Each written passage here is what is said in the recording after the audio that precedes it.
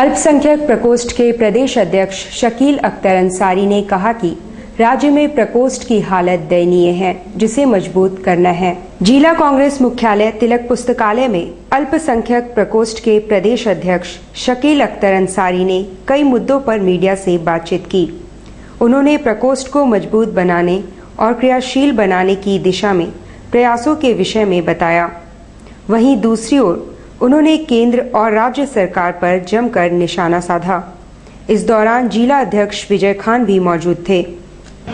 कि minority department कैसे मजबूत हो, माइनॉरिटी डिपार्टमेंट के मजबूत करने के लिए मैं यहाँ आया हूँ और हमारे सीनियर सब जी सरदार जी वगैरह सब लोग से मैं आग्रह कर रहा हूँ कि माइनॉरिटी डिपार्टमेंट जो एकदम बहुत जर्जर हालात में है उसको मजबूत किया जाए।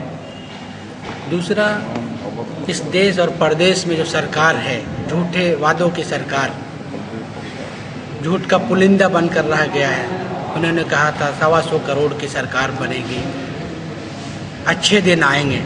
अच्छे दिन 1.25 साल होने को चला, अभी तक तो कहीं दूर दूर तक नज़र नहीं आ रही है। ये घोटालों को लेकर इतना हंगामा करके इस देश में सरकार बनी थी, लेकिन ये घोटाले पे घोटाले किए जा रहे हैं। घोटालेबाज को बचाया जा रहा है, जैसे ललित मोदी को बचाया जा रहा है। मुख्यमंत्री शिवराज सिंह चौहान मध्य प्रदेश इतने बड़े घोटाला में फंसे, उनको बचा रहे हैं। तो ये सरकार बिल्कुल हर मोर्चे पे, हर जगह पे नासफल है बिल्कुल। और दूसरी बात, इस प्रदेश में जो सरकार है भारतीय जनता पार्टी की, जब से आई है सिर्फ घोषणा और ट्रांसफर, पोस्टिंग इसमें लग गए। ब्रेक के बाद खबरों में फिर से आपका स्वागत है।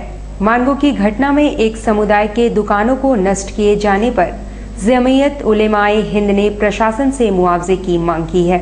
मानगो की घटना में कई दुकानों को क्षति पहुंची थी। जमीयत उलेमाए हिंद के बैनर पर शनिवार को अनुमंडल पदाधिकारी को ज्ञापन सौंपकर क्षतिपूर्ति एवं मुआवजा दिलाने की मांग की गई है।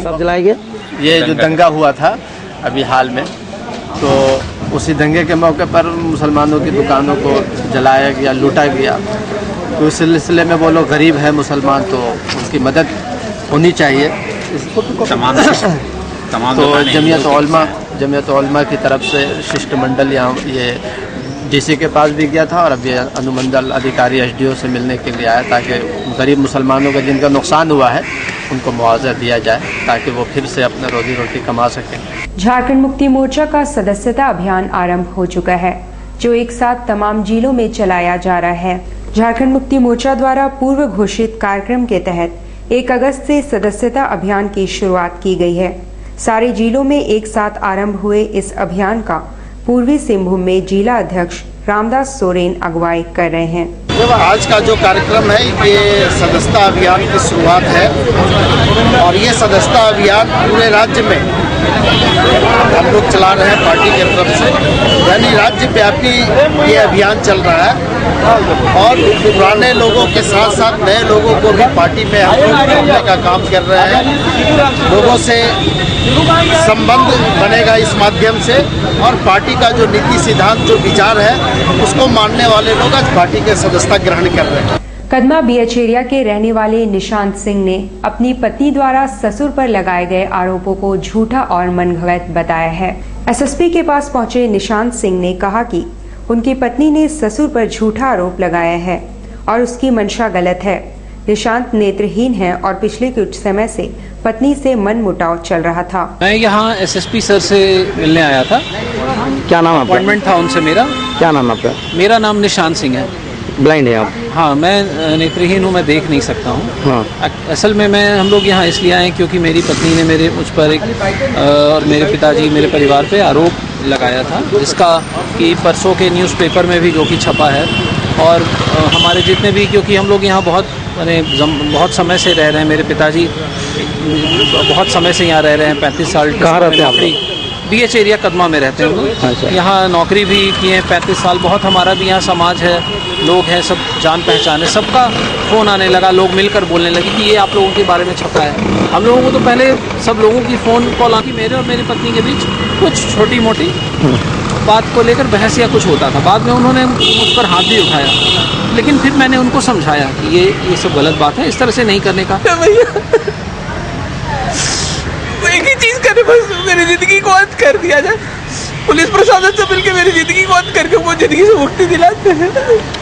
अगर छोटी सी चीज़ में एक लड़की की सिर्फ सुनवाई है देश में, अगर कुछ भी सही हो गलत हो, लड़की की सुनवाई है और किसी की सुनवाई अगर नहीं है, अगर वो रोके सुनवाई करती है, कितना तकलीफ है मेरे अंदर, बोलिए ना। मैं भी आपकी तरह बाइक चलाता था सुनाई में, एक ही बार सोचिए ना। साक्षी रविंद्र भवन में आयोजित सांस्कृतिक संध्या में विभिन्न नृत्य कला केंद्रों के बच्चों ने उत्कृष्ट प्रदर्शन कर सभी का दिल जीत लिया।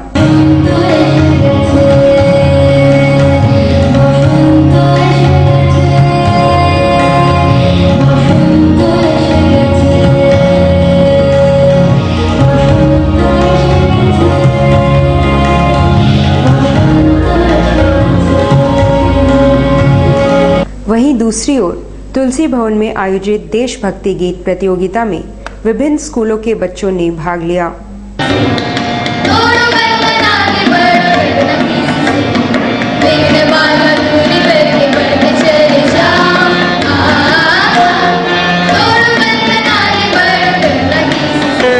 स्कूल के बच्चे हैं, 2 निवृत्ति है, हाँ 2 निवृत्ति है। कल भी ये भी साहित्य सम्मेलन तुलसी भवन की तरफ से हो रहा है और यहाँ आसपास के जितने भी नामी स्कूल हैं और कुछ संस्थाएं हैं वो सब भाग ले रहे हैं।